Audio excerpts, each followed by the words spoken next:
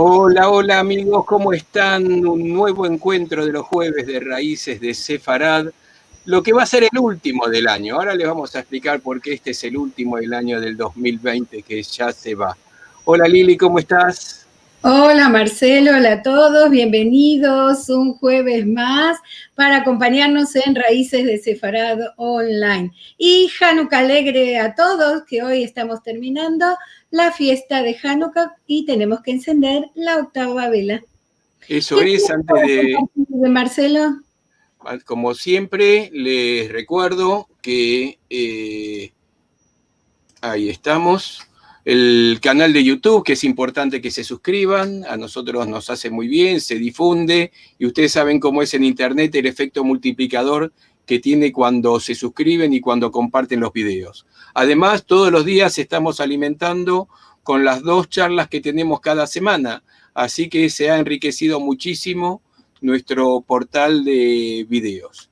Y como siempre, recordarles que son bienvenidas las donaciones, entre otras cosas porque la plataforma para poder transmitir y hacerlo bien tiene su costo, para transmitir video también tiene su costo y tenemos que pagar, ya van a ver por qué les digo el tema de los videos, así que bienvenido quien nos colabore, agradecemos a los que están colaborando, hay gente que todos los meses colabora, así que infinitas gracias, quienes lo quieran hacer, paypal.me/esefarad. Y recordarles nuestro programa de radio, el programa yo se los recomiendo mucho, está mal que lo diga yo, porque el programa es nuestro, pero realmente un programa muy lindo sobre lo que habrá sido la primera sinagoga en las Américas, que no sería la de Recife. Así que los invito a escuchar ya desde esta noche el programa en radiosefarad.com, una radio española. Y nos contás, Lili, qué tenemos que se viene para adelante. Bueno, tenemos como todas las semanas los domingos encuentros de Al-Had.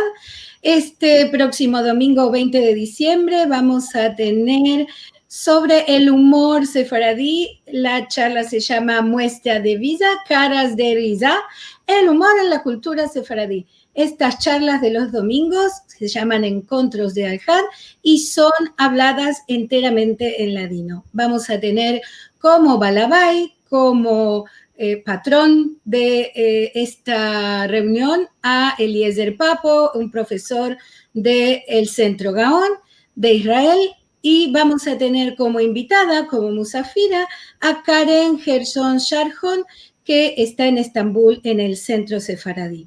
Y también vamos a tener, como les decía Marcelo, el próximo jueves 24 y 31 no vamos a tener Raíces de Sefarad, y les estamos ofreciendo por quinta vez nuestro ciclo de cine sefaradí de Argentina para el mes de enero.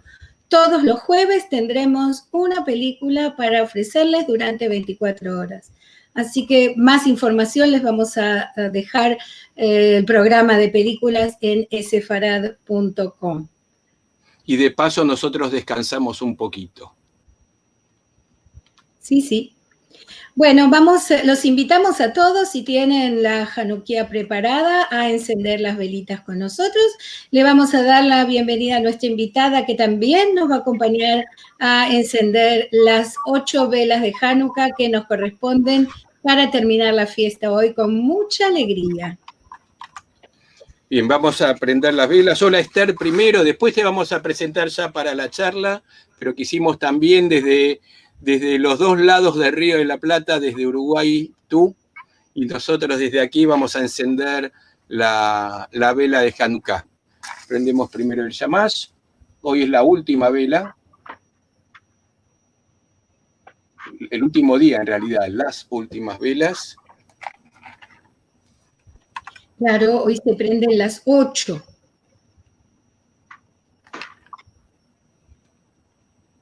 Y con el Shamash vamos a decir la verajá y luego prenderemos el resto de las velas. Baruch atah Adonai Eloheinu melech haolam, asher kidishanu bemitzvotav betzivanu leadlik ner Hanukkah. Baruch atah Adonai Eloheinu melech haolam, she'asa nisim lavoteinu, beyamin haem basman hazeh. Amén.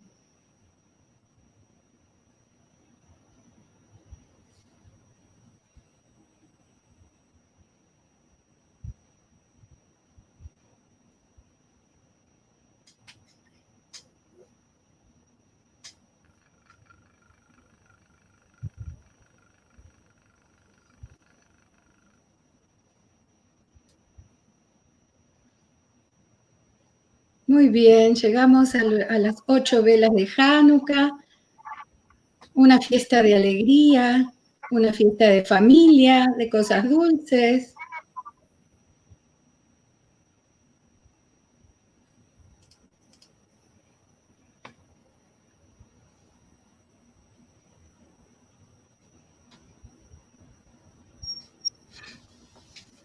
Y ahora, sí, vamos a presentar a nuestra querida amiga Esther Mostovich de Kukierman, que va a estar con nosotros hoy para hablarnos sobre burmuelos y luces sobre la fiesta de Hanukkah.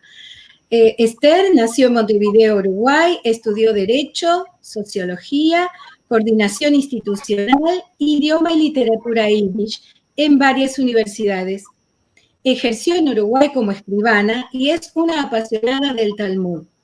Lo ha estudiado desde hace muchos años con rabinos y profesores de todas las tendencias.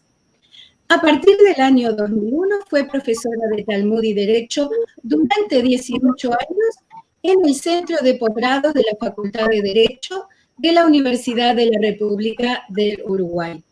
En el año 2020 ha continuado ese curso por Zoom con el auspicio de la Universidad Ort de Uruguay.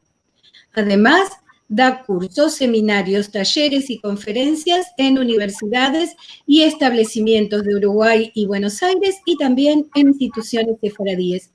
Publicó varios libros, entre ellos Talmud y Derecho, tomos 1, 2 y 3.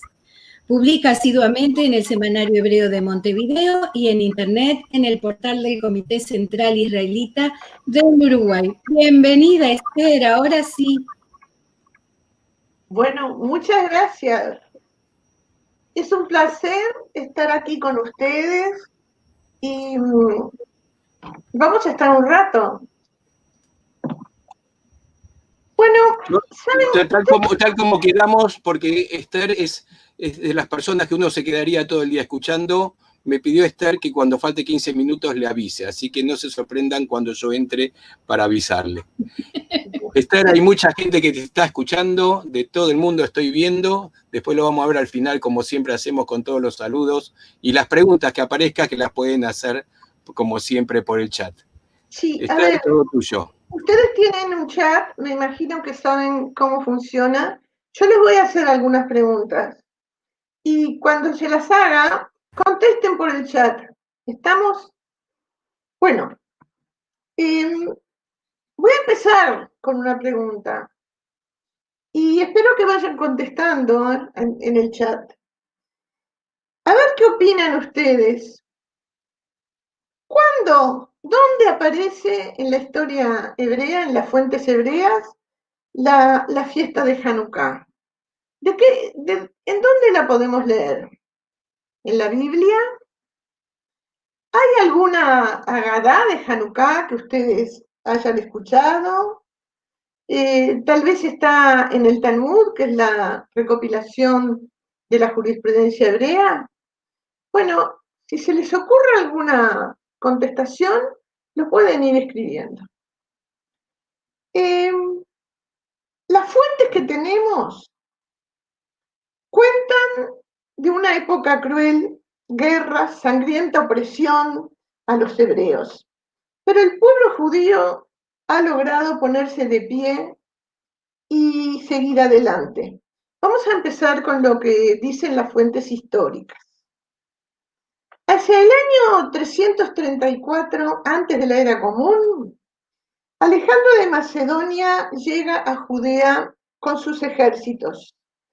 ¿Cómo es esa invasión griega a Judea? En general se dice que fue pacífica, porque ¿quién podía oponerse en aquellos tiempos al poderoso ejército griego? Ciertamente los hebreos no, ni siquiera tenían un ejército en forma. A ver, no es resistida la invasión, pero igualmente es muy sangrienta. Aunque no les presentan oposición, las tropas griegas son crueles, asesinan, primero matan, después preguntan, no hay a quién preguntar. ¿Y cómo lo sabemos esto? Hace en el año 1962 empezaron a aparecer cuevas en el desierto de Judea. No estoy hablando de cuevas cerca del Mar Muerto, no. Estoy hablando del desierto de Judea. Y más o menos a unos 14 kilómetros al norte de Jericó, se descubrió la primera cueva del desierto de Judea, se llama Abu Sinje, y está al lado de un wadi, el lecho seco de un arroyo que se llama Wadi Daldiyeh. ¿Y qué se encontró ahí? Habían 40 fragmentos de documentos de papiro en idioma arameo y por esos documentos se sabe que la gente que murió ahí eran habitantes de Jericó que se escaparon de la ciudad porque venían los griegos. Hay sellos personales, hay monedas de la época y hay cartas de liberación de esclavos. Eso llamó la atención porque ¿por qué podían hacerse cartas de liberación de esclavos en esa misma cueva? Lo que se supone es que los esclavos estaban junto con sus amos y que al ver que se aproximaba el ejército griego, los amos los declararon libres porque dijeron, bueno, si salimos vivos de esto, que queden libres. Nadie salió vivo de ahí, de esa cueva. Se encontraron los esqueletos de 205 personas. Algunas les clavaron una lanza en el cuello, los decapitaron. A otras les aplastaron la cabeza con una masa. Y, a ver, ya se van dando cuenta de que no fue una invasión tan pacífica como se pensaba. Alejandro Magno es visto por los sabios del Talmud con respeto y con temor y con admiración. Y le voy a contar uno solo de los midrashim, de las elaboraciones de los rabíes en el Talmud. Alejandro, en tantas de sus correrías, encuentra un torrente de agua y tiene tan buen perfume que él dice, esto tiene que venir desde el paraíso. Se le ocurre a él. Sigue ese torrente y llega a un lugar que se supone, sí, llegó al jardín del Edén, llegó al paraíso. ¿Quién está en el paraíso? Ustedes ya se lo imaginaron. Los rabíes hebreos. Para la imaginación de los rabíes, eso no se duda. ¿Y qué pasa con Alejandro? Él quiere entrar y no lo dejan. Le dicen, solo los justos pueden entrar. Evidentemente no piensan que Alejandro es justo. Pero él dice, yo soy un señor, he llegado hasta aquí, quiero que me den una prenda del jardín del Edén. Bueno, ¿qué le dan? Le dan una calavera. Alejandro se la lleva a su tienda de campaña y, según el Midrash, pone el cráneo en un platillo y empieza a pesar con oro en el otro platillo.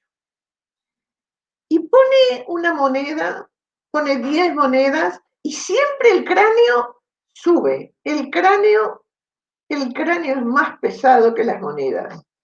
Según el Midrash, pone todo su oro y toda su plata, todo lo que tiene, y sigue pesando más el cráneo.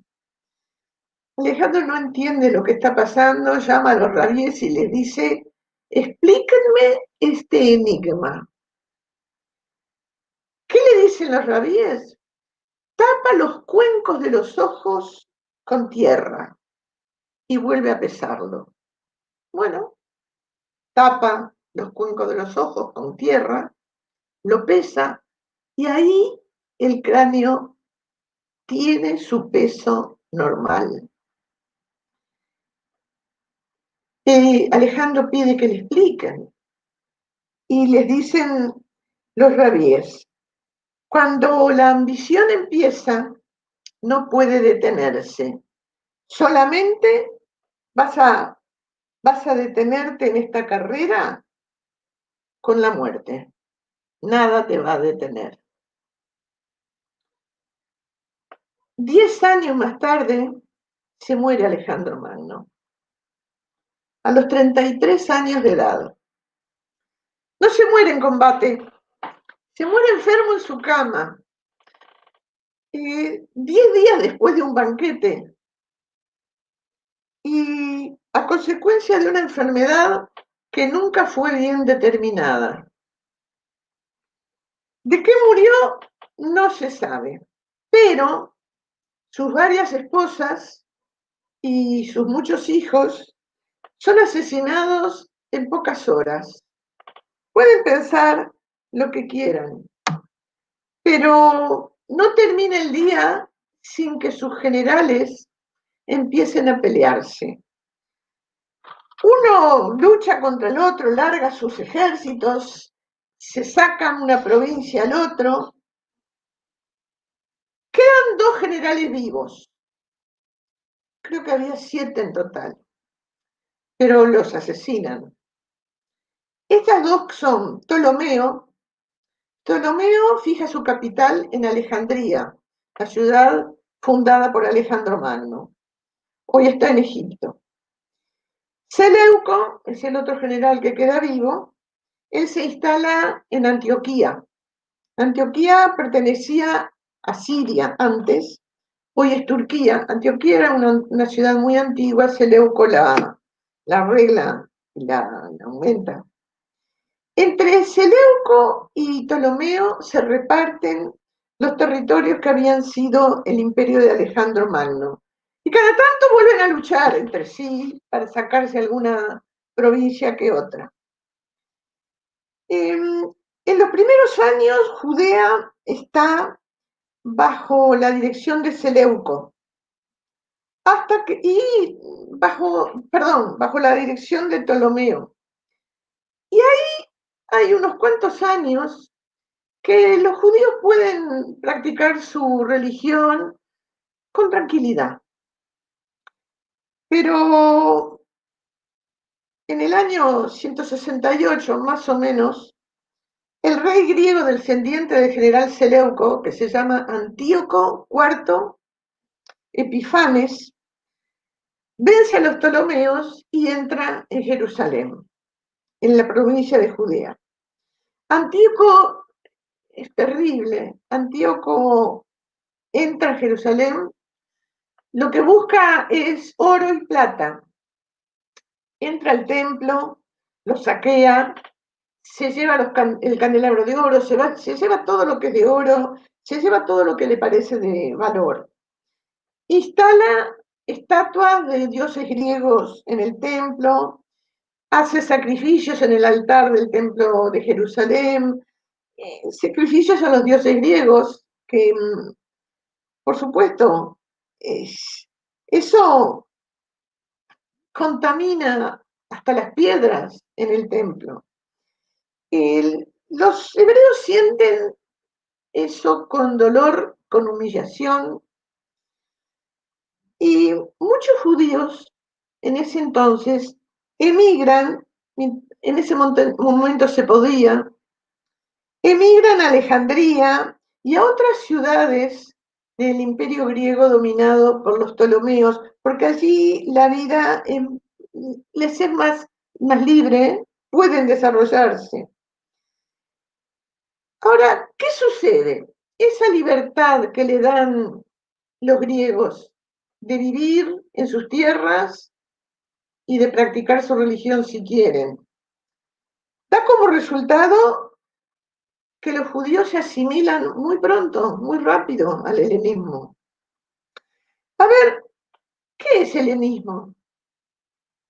Yo me imagino que ustedes saben, helenismo quiere decir cómo conservar la religión griega y la forma de vida griega fuera de Grecia. En forma paralela, ¿qué inventan los griegos? Miren, es un invento griego, la palabra judaísmo. ¿Qué quiere decir? Cómo conservar la ley, cómo conservar la forma de vida de los judíos fuera de Judea. Bajo los reyes griegos, los judíos aprenden a utilizar el idioma griego, a asistir a las carreras de carros, a hacer gimnasia y practicar deportes desnudos. Y eso los lleva a someterse a una operación muy dolorosa para volver atrás los restos de la Brit Milá, porque no quieren exhibir que se han hecho la Brit Milá, no quieren diferenciarse de los griegos.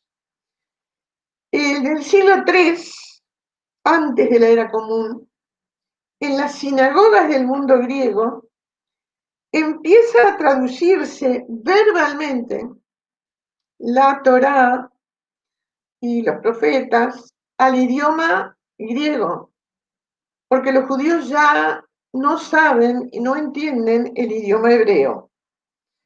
Recién unos 100 años más tarde, bajo el rey Ptolomeo Filadelfo, en la isla de Faros, en Alejandría, se redactará por escrito la primera traducción al griego de la Torá, llamada Septuaginta.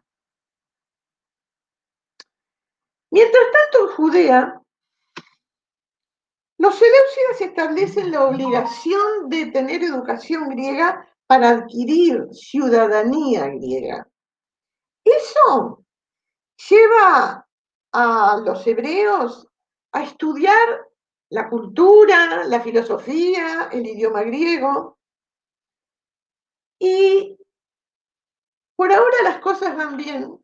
Hasta el año 175 antes de la era común. Ahí asume el trono Antíoco IV Epifanes, quiere decir el magnífico. Los judíos lo apodan Epimanes, quiere decir el loco. ¿Qué pasa con este loco? Exige que todos los pueblos bajo su dominio realicen ofrendas a los dioses griegos. Y además, él quiere ser tratado como Dios. Entonces exige que todos se arrodillen delante de él o delante de su imagen que la llevan de repente dibujada los soldados de él, pero todos tienen obligación de inclinarse, poner la frente en el suelo y adorarlo. Aquí empiezan los problemas serios. Salvo los hebreos, los pueblos en general aceptan, porque si son politeístas, un par de dioses más para adorar o un par de dioses menos, no les hace problema. Pero los hebreos en general se niegan a adorar por supuesto a los dioses griegos, pero se niegan a adorar al emperador. ¿Y por qué? Bueno, podrán estar muy asimilados a la cultura griega, pero tienen muy claro los 10 mandamientos. ¿Y qué dice en los 10 mandamientos? Yo soy tu Señor, no tendrás otros dioses delante de mí. Entonces, si los 10 mandamientos están frente a los judíos, adorar al rey sería entrar al delito de idolatría. Y no quieren.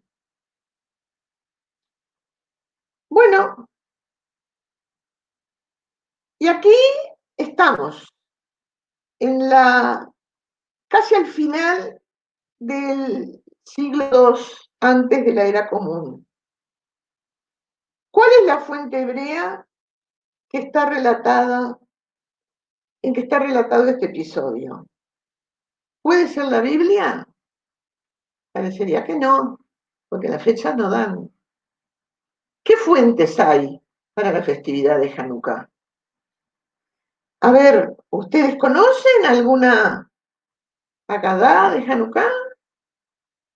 ¿Saben dónde están digamos, las diversas obligaciones? Por ejemplo, esta de encender las velas así, como las hemos encendido, primero con un shamash. ¿Dónde están escritas todas esas pequeñas obligaciones de Hanukkah? Bueno, no está en la Biblia, no está en la primera parte del Talmud, claro que no aparece en la Torá, no. Tampoco en el resto de la Biblia, tampoco en la primera parte,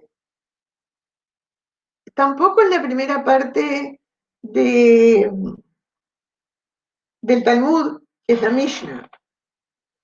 El relato de Hanukkah aparece en fuente hebrea en la segunda parte del Talmud, redactada en el siglo VI en Babilonia.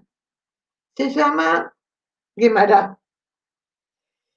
El relato de Hanukkah está en un tratado que se llama Shabbat, sábado. Son las obligaciones que corresponden realizar en el Shabbat. En la Biblia cristiana están los libros de los Macabeos. Hay 4 libros de los Macabeos. Sí, en la Biblia cristiana están los libros de los Macabeos. Pero los libros de los Macabeos, son 4, no fueron aceptados dentro del canon de la Biblia hebrea. Para la Biblia hebrea son apócrifos, es decir, prohibidos. Bueno, entonces tenemos claro dónde están las fuentes hebreas de Hanukkah, en el Talmud. Antíoco IV, en algún año, que puede ser año, acá lo ven, miren. Gracias, Marcelo. Miren en cuál es el tratado en que están escritas las obligaciones de Hanukkah. Lo tienen aquí, Shabbat, el Talmud de Babilonia, tratado Shabbat, y acá a la izquierda lo tienen, está escrito en hebreo, Talmud Babli, Masejet Shabbat. Es un libro que debe de pesar 2 kilos más o menos. Cuando tengo casos presenciales yo llevo siempre un tomo de Talmud a la clase, pero aquí se los muestro y me he fotocopiado 2 carillas para hablarles un poquito de lo que hay en el Talmud. Antíoco IV se pone muy furioso. A ver, ¿qué les parece que puede hacer un rey? Sí, folio 21, 21b, pero hay varios folios en que está escrito. Vamos a llegar ahí. Está bien, le felicito porque veo que hay gente que tiene conocimientos del tema. Antíoco IV se pone muy furioso porque no lo quieren adorar los judíos.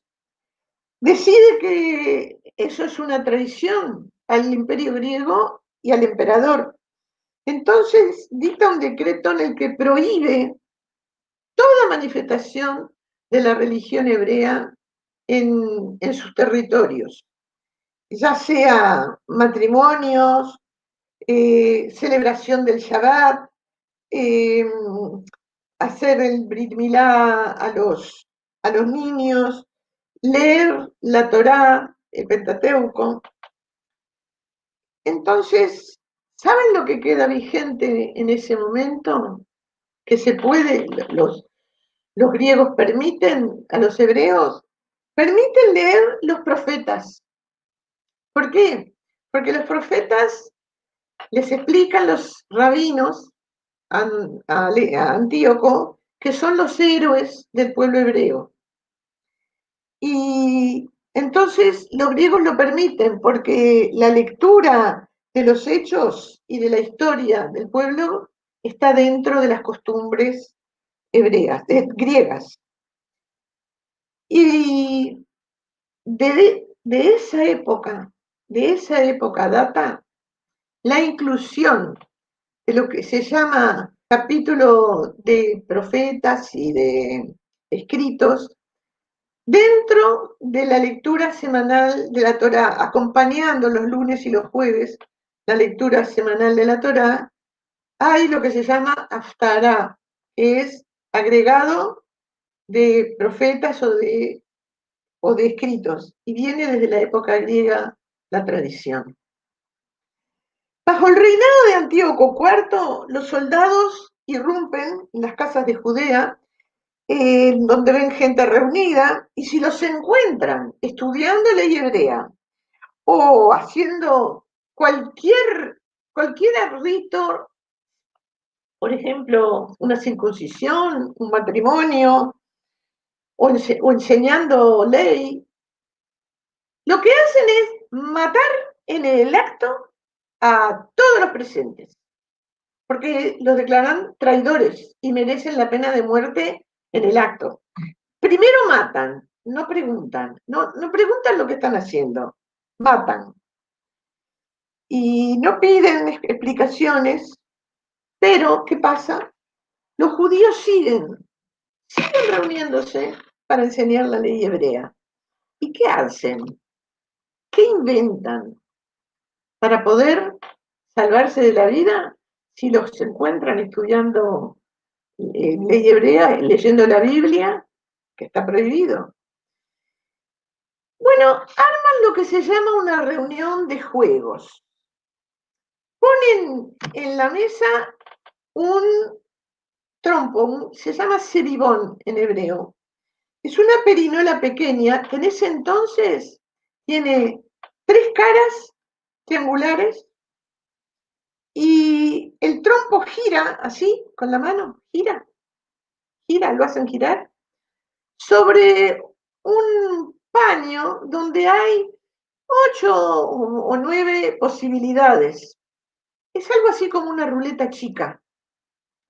Ese era un juego muy popular en ese entonces entre los soldados, entre el pueblo. Apostar con dinero apostar al 8, al 5, al 4, al 3 o al 2. Y los judíos tienen aquí los libros, aquí el Seribón y la Biblia. Pueden tenerla o no, no, todavía no, esa todavía no. Acá le muestran un cebibón, pero este cebibón es de la Edad Media, porque ahí tiene las letras. ¿Ves? Acá tienen las letras en cada costado, son los de la Edad Media, que giran, Gimel Hey, ¿no? Un gran milagro sucedió allí. Esa es una perinola griega, no es griega, esa es moderna, la Edad Media. ¿Qué pasa con los juegos de apostar por dinero y de jugar a apostar? Los rabíes los desprecian. En el Talmud llegan a decir que los que juegan a las apuestas no tendrán lugar en el mundo del futuro. Miren qué castigo espantoso. Su alma no va a tener lugar en el mundo del futuro. Y sin embargo todos sabemos que es tradición que se juegue en Hanukkah y que se apueste. Y a los niños les dan dinero, se llama Hanukkah Geld en Yiddish. Es dinero para jugar, dinero para Hanukkah, para recordar que los judíos en esos tiempos se salvaron, bueno, disimulando con juegos sus reuniones. A ver, los judíos en aquel entonces están estudiando, si escuchan ruido de soldados, empiezan a jugar, giran la ruletita, pagan, apuestan, vienen los soldados, entran en la casa, los ven jugando, siguen de largo, porque total, aquí no pasa nada, todo el mundo juega y apuesta. Hay un comentario rabínico que dice que el trompo muestra la historia del pueblo de Israel.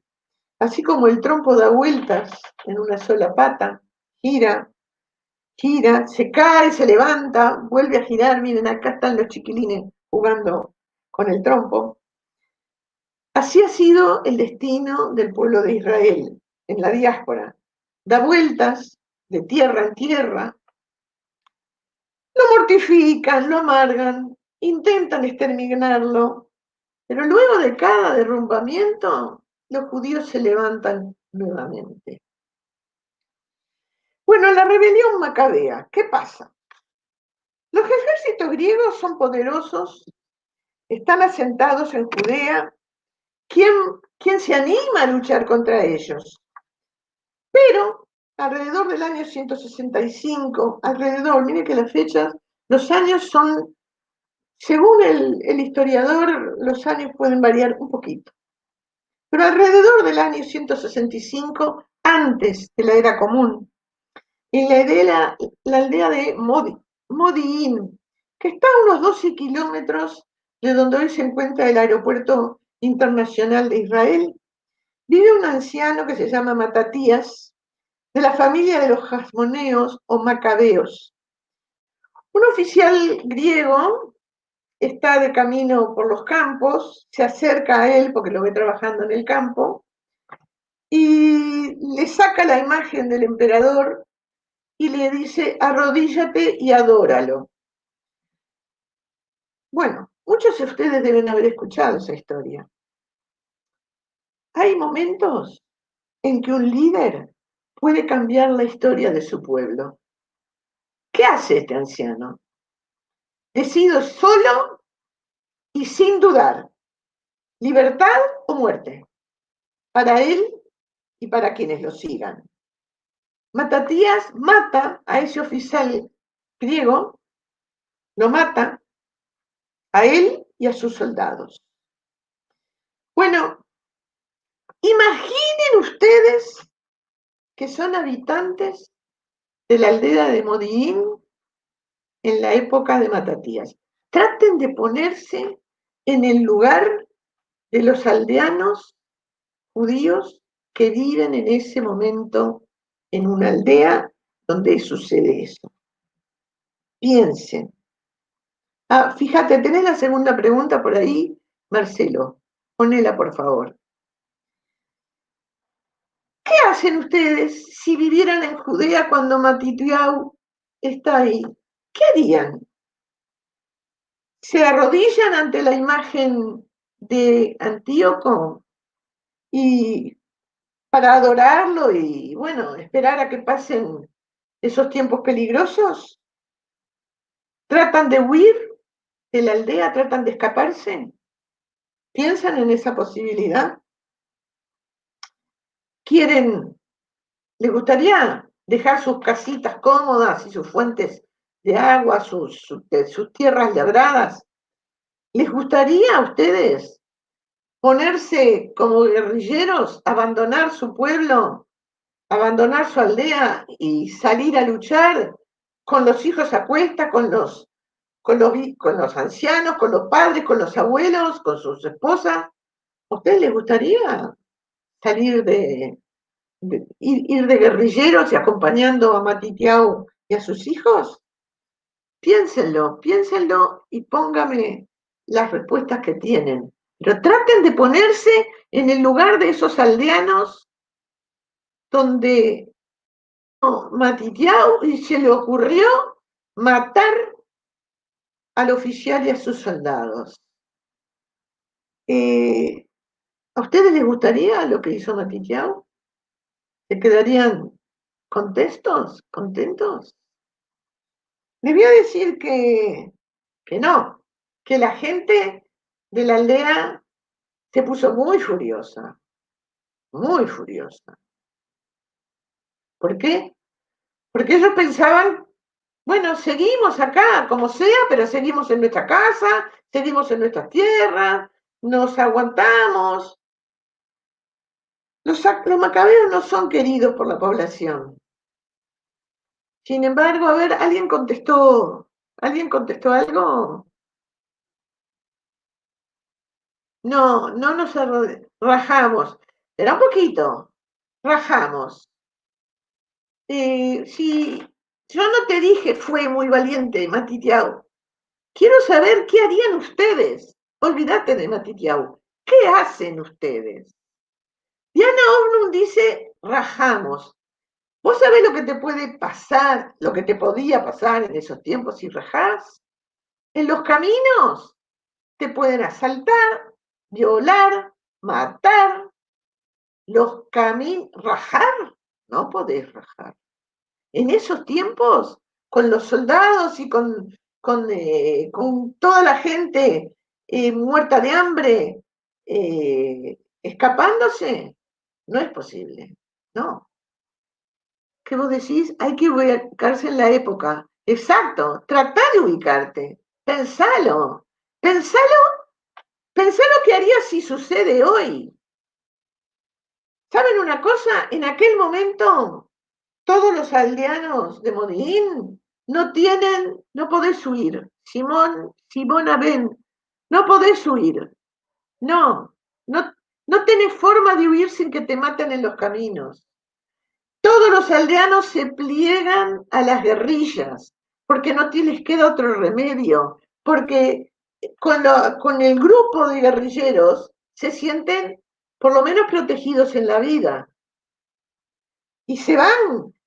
Los aldeanos no tienen más remedio, por más que no les gusta la historieta. Bueno, se van, casi todos se van. Los que no se van, se han encontrado, yo no, a partir del año 1962, se empezaron a encontrar en Judea, le prende fuego a la ciudad.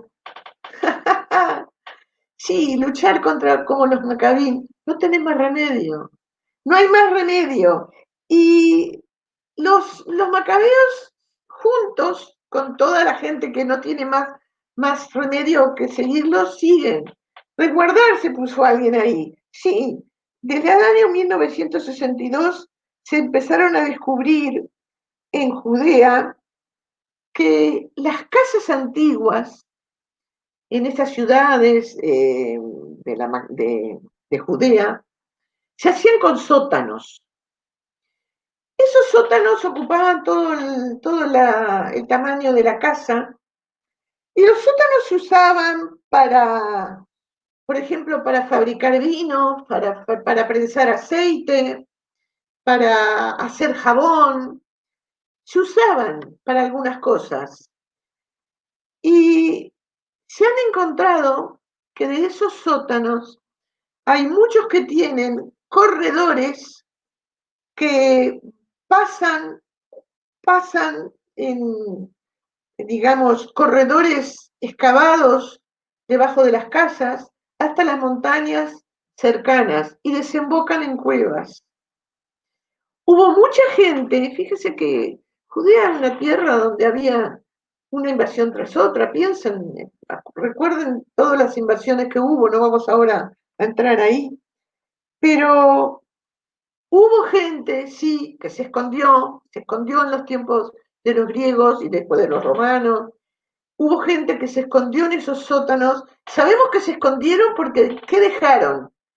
Monedas de la época, garrafas que tenían comida, documentos. Y sabemos de qué fecha eran esos refugios por las monedas encontradas, por los documentos encontrados. Rollos de Torá no se encontraron, que yo sepa, hasta ahora. ¿Ustedes saben cuántas cuevas se han descubierto hasta ahora en el desierto de Judea? 650. Bueno, resulta que sí, era un país donde cada tanto no había más remedio que esconderse. Y está claro de Qumran ni de la secta del Mar Muerto, no, estoy hablando de más al norte, de Judea. Bueno, pero digamos que muchos Muchos siguen a los macabeos, la gran mayoría.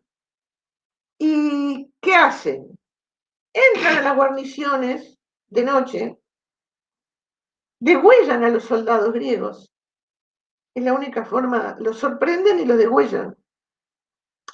Les roban la comida, roban las armas, roban lo que, lo que haya que les interesa. Es una forma terrible, es una vida sangrienta. Así se luchaba en esas épocas. Bueno, los griegos responden a, a esos ataques a las guarniciones, responden de una manera muy sangrienta también.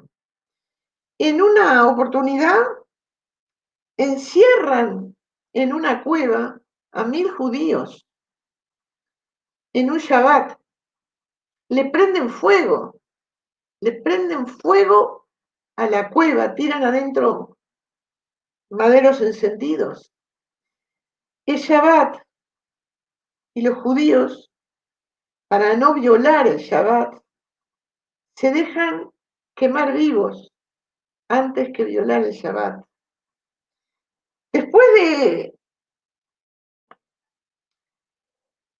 Matatías el Macabeo dicta una ordenanza. La vida está antes del Shabbat y las festividades. Ordena luchar en Shabbat si el enemigo ataca. Los rabíes del Talmud elaboran, a partir de esa ordenanza de Matatías, la jurisprudencia, alajá, se llama en hebreo, que se sigue hasta el día de hoy. Los mandamientos de la Biblia se han dado para vivir según ellos, no para morir por ellos. No todos. Hay 3 mandamientos, solo 3, que no se pueden violar ni aunque el judío lo maten, ni aunque el judío lo quemen. Esos 3 son la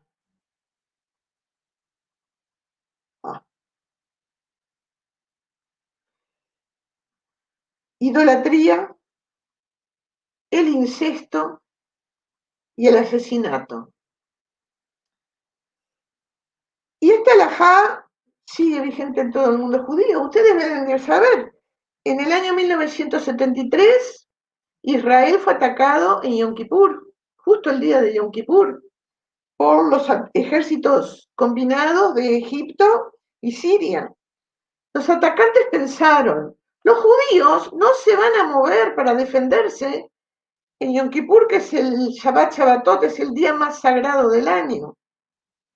¿Qué pasó? Los atacantes habían leído la Biblia, pero no habían leído el Talmud. No sabían que todos los mandamientos, especialmente el Shabbat, se suspenden cuando está en riesgo la vida. ¿Y qué pasó en el día de Yom Kippur del año 1973? Los combatientes se fueron todos, dejaron las sinagogas así como estaban, se fueron a sus bases, se buscaron sus equipos de soldado y se fueron para defender el país. Bueno, eso es lo que es una guerra defensiva. Primero está defenderse.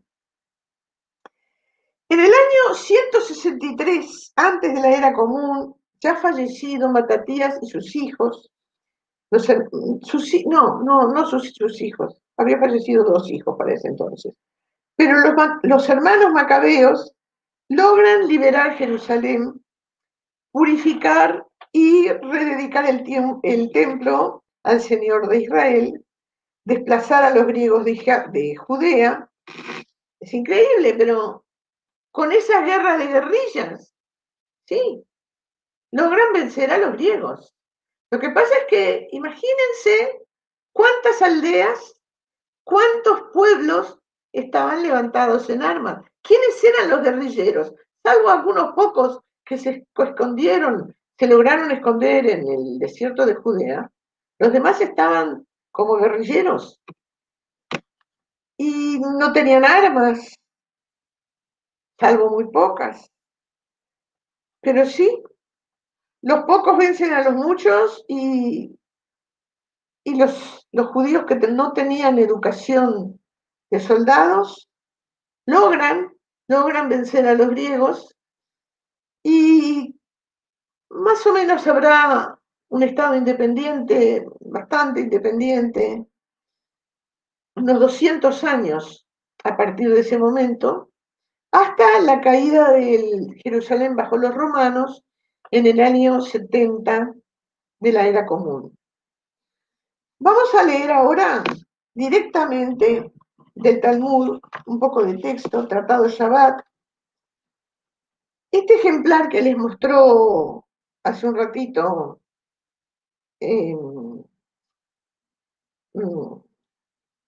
Marcelo, ahí están, aquí lo ven. Es un ejemplar editado en Buenos Aires, lo vende la librería Sigal. Es face to face, es decir, de un lado la carilla está en hebreo, del otro lado está en español, traducido. La traducción es de Abraham Weiss, es muy buena traducción. No está totalmente traducido el Talmud porque Abraham Weiss no encontró quien le pagara por la edición de los tomos. Él lo tradujo todo en memoria de su hijo Alejandro. Pero bueno, esa es la edición que tiene muchos tratados. Los que no están en español, yo los tengo comprados en Nueva York, traducidos al inglés. Bueno, vamos a leer del texto directamente. Estamos en el folio 21b, es decir, carilla 21 del lado del anverso. ¿Qué dice acá? Preguntan, ¿qué es Hanukkah? Este texto que estoy leyendo se escribió en el siglo V después de la Era Común en Babilonia. Y aquí preguntan, ¿qué es Hanukkah? Y dicen, enseñaron los rabíes. Los días de Hanukkah, no hablan del año, ¿está claro? Los días de Hanukkah comienzan el 25 de Kislev, el día 25 del mes de Kislev en el calendario hebreo, es el 9º mes del año del calendario hebreo. Son 8 días en los cuales no se debe hacer duelo ni ayunar. Así se describe Hanukkah frente a la pregunta directa de los rabíes. Y después sigue diciendo, cuando los griegos penetraron en el templo, profanaron todos los aceites que encontraron. Luego, los jefes de la casa de los hasmoneos se impusieron y los derrotaron. Bueno, ¿y qué pasó después de la derrota? Buscaron y encontraron una sola redoma de aceite que conservaba el sello del sumo sacerdote. Quiere decir, gracias. Quiere decir que era aceite puro. Y ese aceite, ese poquito, duró 8 días, siendo así que era una sola redoma y solamente podía durar un día ese poquito. Entonces se produjo, según el Talmud, un milagro. El aceite duró 8 días. Bueno, a ver, digamos que lo que sucede entonces es que de ahí, ¿cómo llegamos al aceite, a la Hanukkah? Hay otro midrash que no está en este tratado, está en el tratado Menajot, que dice que cuando entraron al templo no estaba la menorá, la menorá es de 7 velas. La menorá era de oro y estaba en el templo y se usaba para el culto. No estaba Entonces, ¿qué hicieron? Los oficiales del ejército entregaron sus lanzas y sus lanzas fueron recubiertas de zinc. Y con esas lanzas recubiertas de zinc hicieron una menorá, un candelabro de 7 velas para el culto. En memoria de esa menorá de zinc y de hierro, es que ustedes van a ver que los Hanukiot nunca son de oro, son de otros materiales, plata, cobre, lata, chapitas de botella clavadas. Les cuento un episodio que es del archipiélago Gulag, los recuerdos de Sharansky. Sharansky estuvo en el Gulag preso y un día uno de sus compañeros de prisión hizo una menorá, hizo una hanukiá con un pedazo de madera que había encontrado. Y vino el jefe del campamento y se la secuestró, se la sacó. ¿Qué hizo Nathan Sharansky? Se puso a hacer una huelga de hambre y dijo que si no le devolvían la hanukiá, él seguía haciendo huelga de hambre.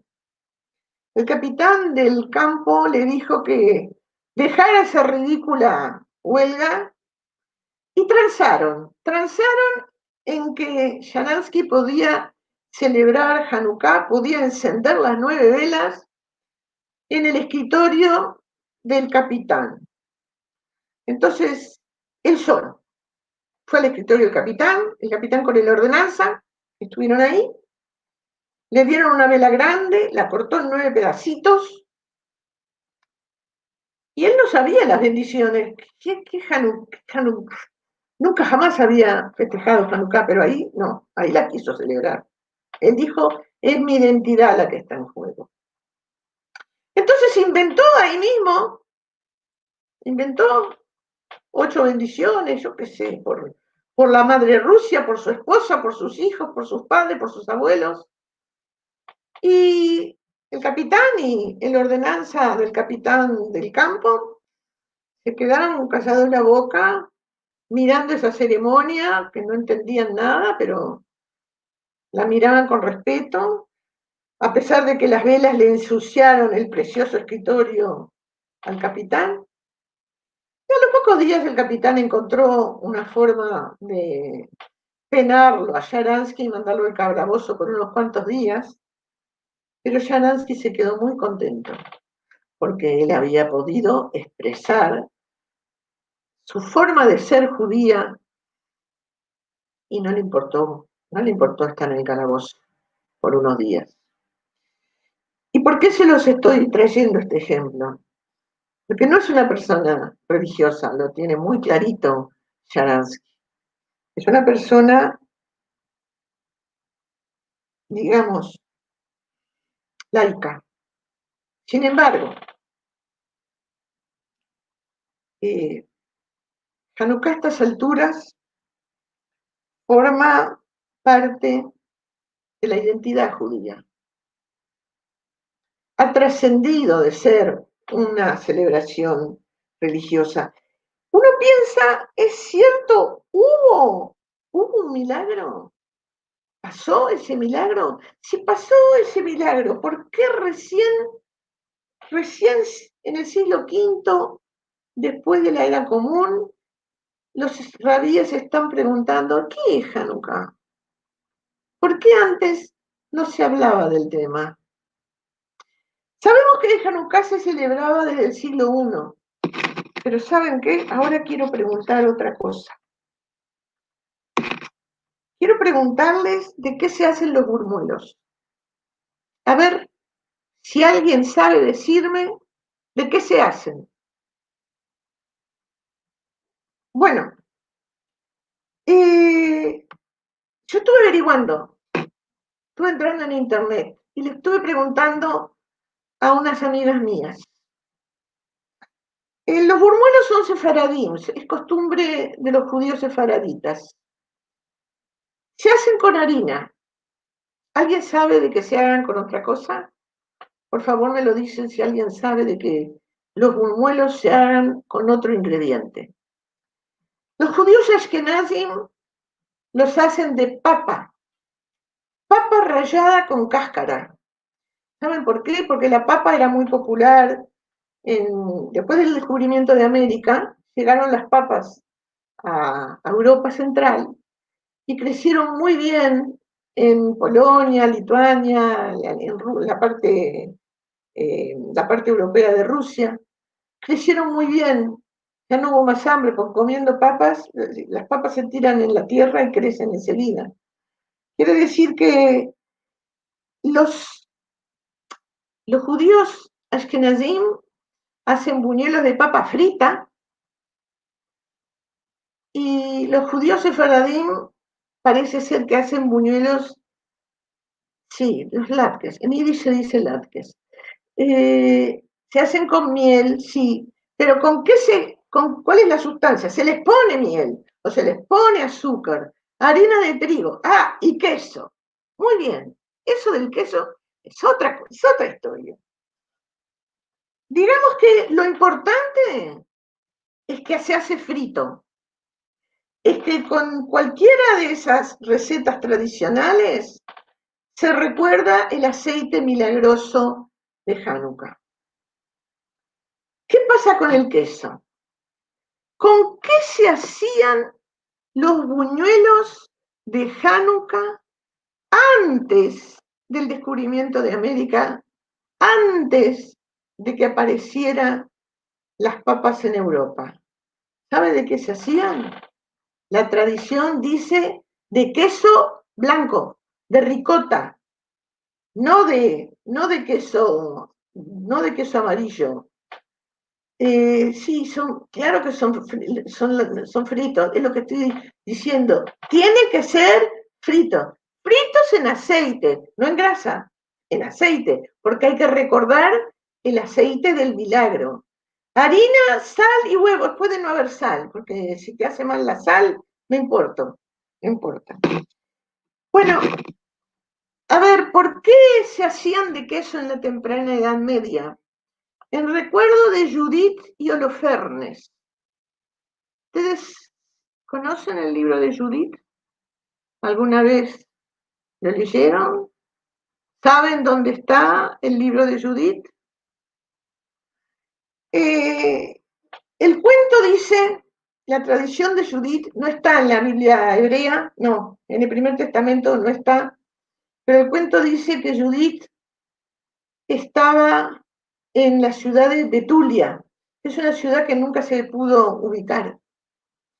Y Betulia estaba rodeada de un ejército que tal vez fuera sirio. En todo caso, el general al mando se llamaba Holofernes, que no figura en ninguna historia conocida. Y estaba por rendirse Betulia a los... Avísame cuando falten 5 minutos, Marcelo, por favor. Justo. Betulia estaba rodeada por los soldados de Holofernes y Holofernes le cortó el agua a la ciudad, cortó el río, la fuente de agua que abastecía de agua a la ciudad. ¿Y qué pasó? Gracias. ¿Y qué pasó? Querían rendirse. Entonces Judith fue a hablar con los jefes de la ciudad y les dijo, yo tengo una idea, déjenme llevarla a cabo. Y le permiten, es muy honroso, ¿no? Fíjese, confiar en una mujer para que lleve a cabo su idea. ¿Qué hace Judith? Llena la canasta con queso picante, queso salado, queso dulce, distintos quesos blancos. Llega al campamento de Holofernes, muy bonitamente vestida, pintada, arreglada, y es una viuda preciosa, una mujer joven y hermosa. La llevan a presencia de Holofernes y ella lo empieza a alabar, dice, qué fuerte que es, qué músculos que tiene. y yo te traje el queso este para convidarte, y traen vino, y ella prueba el vino y dice, qué delicia de vino, ay, probá este queso, que este queso lo hago yo en mi casa, y probaste otro queso, y probaste otro queso. Holofernes sigue comiendo queso, y ella le lava el vino, y él sigue tomando vino, y se hace tarde, los invitados que puedan haber ahí se van, dejan a la pareja sola en la tienda. Holofernes está tan borracho que se queda dormido. ¿Qué hace Judith? Agarra la espada de Holofernes, le corta la cabeza, se la mete en la canasta donde había traído el queso y se va caminando hacia la ciudad de Betulia. Al otro día ponen la cabeza de Holofernes de la parte más alta de la muralla de la ciudad y los soldados, cuando ven que está ahí la cabeza, se escapan, salen, se van, porque un ejército sin general no funcionaba. Entonces, esa historia, que no figura en la Biblia hebrea, pero sí está en la Biblia, en el Segundo Testamento, en la Biblia cristiana, está en la Septuaginta además también. Pero bueno, dejamos ahora el tema. Hay una tradición judía que no está comprobada, que dice que Judith era hija de Johanán, uno de los hijos de Matatías. Pero, bueno, no sabemos si, si fue verdad todo el episodio, pero el episodio se hizo tan conocido que por eso durante la Edad Media eran de queso todos los manjares que se hacían para recordar el aceite milagroso. En la actualidad, lo que se hace en Israel se llama sufganiot. En yiddish se dicen ponchkes. Son masa de harina y rellena de lo que se les ocurra dulce, desde miel, chocolate, merengue, mermelada. Y los negocios en Hanukkah, en Israel, ofrecen en venta montañas, cantidad de sufganiot. Y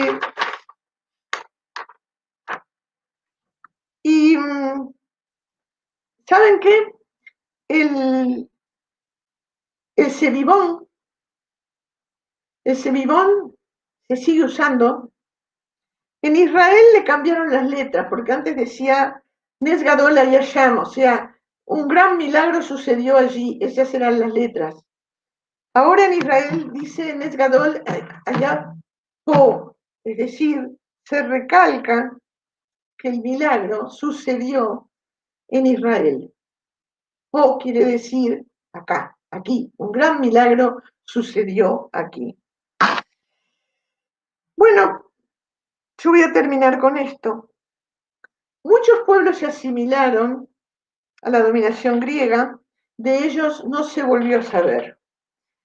El éxito de la rebelión macabea, casualidad o causalidad de la historia, fue decisivo para que el monoteísmo bíblico estuviera presente después del periodo tremendo de asimilación que representó la dominación griega. Y hasta hoy en día seguimos celebrando Hanukkah. ¿Aceptamos que hoy en día suceden milagros? Eso depende de cada uno. ¿Saben lo que decía Ben Gurión? Quien no cree en milagros no es realista, pero los milagros se hacen a fuerza de sudor. ¿Es cierto que sucedió el milagro del aceite en el templo? ¿Existió ese aceite milagroso? No podemos asegurarlo. La cuestión es si importa.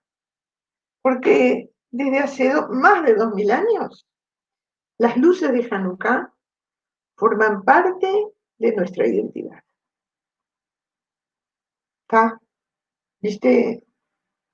Comprometido.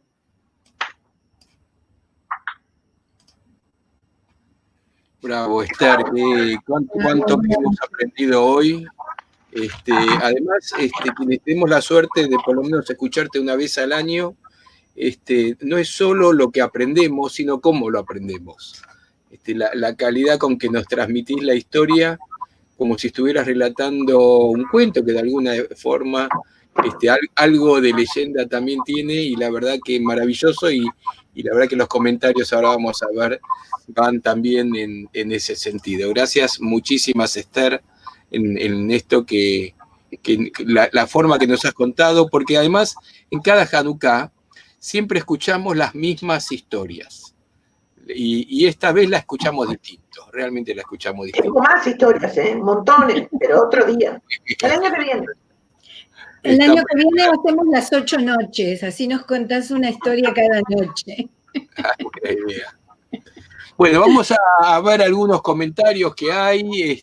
Las respuestas ya las dimos de todo lo que fueron diciendo. Hay algunos saludos, como de las casas en Chiapas, desde Medellín en Colombia. Berta ya estaba preparada, desde temprano estaba Berta para ingresar, igual que Estrella, Levi. Desde Montevideo, hoy tuvimos muchos de Uruguay que se acercaron, Aida, Bárbara Perioto desde el norte de Brasil, la Aida Benaltalef, que también quizás la recuerde, que viajó. Les cuento a todos, nosotros en uno de nuestros tours culturales que hacíamos y que volveremos a hacer algún día cuando termine la pandemia, a recorrer juderías de España y Portugal, y que ya estamos... Yo fui a uno, pero en ese entonces yo estaba... Yo recuerdo, fue un viaje terapéutico para vos. Pero ahí ya estaba también. No me acuerdo de nada, tengo que ir otra vez. Vamos de vuelta. Y el plan era para el próximo plan incluir Marruecos, ya tendremos la oportunidad de hacerlo. Bueno, desde Lima nos saluda Berta también, desde Buenos Aires Beatriz. Nelson, que fue el que te iba contestando, te seguía todos los pasos, Nelson, en cada pregunta que hacías. Oscar desde el Chaco. Mirá, desde Italia, Mario Levi. Hoy tan tarde que es por ahí, se quedaron despiertos. Del Centro Recordatorio del Holocausto del Uruguay. Rita Vilocur, un saludo, Rita, un placer que estés aquí. Rita es la que dirige el Centro Recordatorio del Holocausto en Montevideo. Muy contenta de estar Ben Susan, desde Canarias. Leonor Liliana César desde Buenos Aires. Otra más desde Canarias, mirá. Nelson, que te saluda, a Esther en Montevideo. Guillermo Blugerman, otro de los viajeros. Ah, sí, es cierto.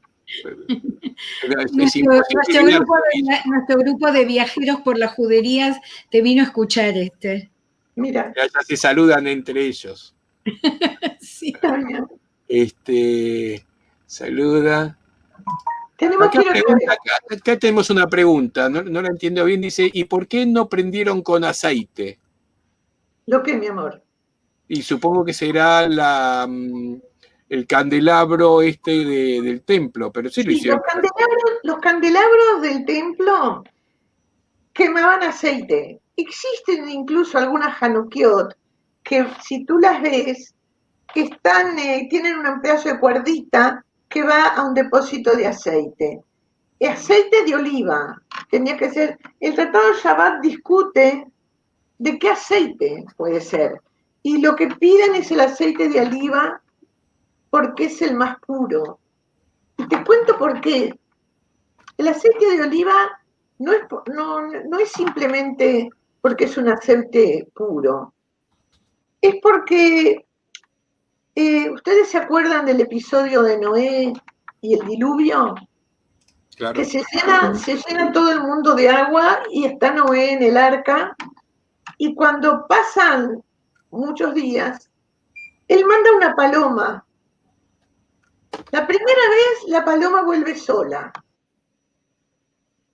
La segunda vez vuelve con una rama de olivo en el pico. Entonces los rabíes dicen, ¿y por qué vino con una rama de olivo? Evidentemente, al traer una rama quiere decir, la tierra ya está seca, ya está produciendo frutos, es tiempo de bajar del arca a la tierra. ¿Pero por qué una rama de olivo? Dicen. Y le encuentran esta explicación, para que Noé supiera que tenía que hacer aceite.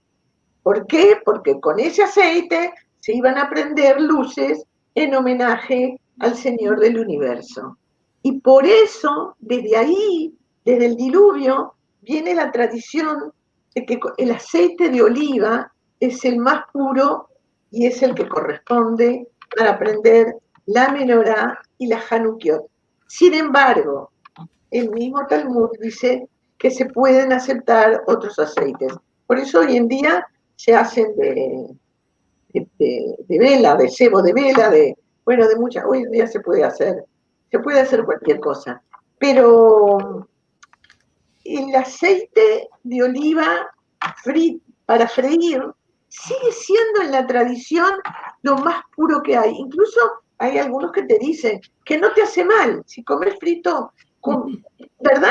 ¿No es así? Sí, es verdad. Si comes Ahora en un rato, aceite de oliva no te hace daño. Pero en un rato vamos a hablar con alguien que, hay un mensaje de alguien que sabe mucho de esto, lo vamos a nombrar, porque además tiene que ver con Andalucía, lo vi por ahí entre los mensajes. Voy a ir acelerando un poco para que no se nos vaya mucho el tiempo. Te saluda Emilio, siempre desde Resistencia. Bueno, hay muchos saludos desde Israel, Hanukkah alegre, dice Anita. Bueno, están las respuestas que yo ahora las salteo. Desde Melilla saludan. Temazo, dice Anita, bravo. Shalom, shalom, Hanukkah Sameach. Acá Silvana, que esta vez vino tarde, le ponemos media falta esta vez. Sí. Acá están las respuestas. Qué bueno. Bueno, me alegro. ¿Viste? Esto es lo que tiene la Acá, transmisión esto quería llegar, Esther, mirá. por pantalla. Mira, el que La contesta acá, sí, pero el que lo dice, sacar... Javier Martínez Zafra, sí, terminó hace poco una investigación sobre las comidas de los judíos en España, en lo que ahora es España, y escribió un libro maravilloso, ha estado con nosotros dando charla, pero no solo eso, además es de Jaén, donde según dicen ellos, es el mejor aceite de oliva del mundo. Y yo lo voy a defender porque yo lo he probado. Y además te cuento, Esther, que Javier es un cocinero de primera. Él tiene como profesión la cocina. Así que todas las recetas de su libro las probó hacer. Así que, hola Javier, encantada de que estés con nosotros y me encantó el mensaje con la receta de los sufganiot. Tenemos también saludos de Dinamarca. Mirá, está presente la comunidad Casa Sefaradí del Uruguay. Bravo, Esther, un saludo. Te saludamos. Esther, Y estamos en deuda de hacer muchas cosas juntos con los amigos uruguayos. Menos en fútbol, después son amigos. Como decía, digna representante filial, doctor Excel de Beneverit, Uruguay. Claro que sí, Miriam Michito te dice. Fue un placer escucharte, dice Diana. Y acá Javier nos vuelve a decir, el aceite de oliva es el fruto del árbol, regalo de Dios al pueblo de Israel. Mirá qué gran final. Claro, claro. Pero esa tradición viene desde la época de Noé. Bravo, bravo, un gran final. A ver, bueno, siguen saludando desde México, pero ya estamos pasados y sabemos que no tenemos que hacer muy largo. Igual los mensajes, como siempre, se los pasamos, quedan en el chat, los puede ver Esther sin problema. Nos queda solo... Un placer conversar con ustedes, un placer verlos porque hace pila que no nos veíamos. Y, a ver, tratando desde Talmud, me encanta, hace 50 años que estudio el Talmud más o menos, o tal vez más, mejor no lo digo, pero Nosotros, ahora que vamos a hablar de las próximas actividades, ya cerrando el año y con un descanso nuestro durante enero, que va a haber películas, no quiere decir que en realidad que estamos descansando tanto, porque ya estamos con el calendario del 2021, que vamos a seguir con este ciclo, van a seguir participando. Ya te estamos comprometiendo, Esther, para alguna de tus charlas, porque no puede ser un ciclo sin tus palabras. Bueno, muchas gracias. Lili, el final, los agradecimientos y el final. Bueno, Esther, te agradecemos muchísimo, y a todos los que nos acompañaron y nos escucharon tan atentamente y nos contestaron, nos respondieron a lo que íbamos preguntando y que nos iban diciendo también lo que sabían. Nos encanta que por lo menos tengamos este modo de interactuar durante la charla que nos hace sentir acompañados a todos, a nosotros que escuchamos tan atentos como todos ustedes, y también al disertante que se siente escuchado y respondido por medio del chat. Así que muchísimas gracias, Esther, y a todos los que nos acompañan. Los esperamos ahora el próximo domingo a la 1 del mediodía, hora de Argentina. Pueden ver otros horarios en nuestra página web sefarad.com. Tenemos, como cada domingo, encuentros hablados en ladino, algo que no abunda mucho en estos tiempos. Este domingo vamos a tener una charla sobre el humor sefaradí, que dieron en llamar Muestra de Vida, Caras de Risa. El humor en la cultura sefaradí, que quiere decir nuestro estandarte, nuestro escudo, caras de risa. Y vamos a tener como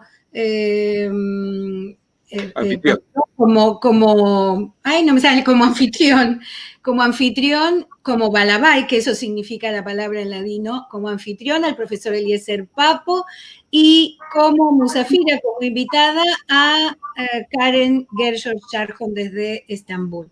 No se lo pierdan, porque seguro que nos vamos a reír desde el principio hasta el final. Para los próximos 2 jueves, 24 y 31 de diciembre, no vamos a tener Raíces de Sefarad online, y volveremos los jueves de enero con nuestro 5º ciclo de cine sefaradí de Argentina. Cada jueves les vamos a ofrecer una película diferente que tiene que ver con las temáticas sefaradíes. Les vamos a anunciar la agenda el domingo o la próxima semana, pero también la van a poder encontrar en sefarad.com ya a partir de los próximos días. Bueno, así nos despedimos.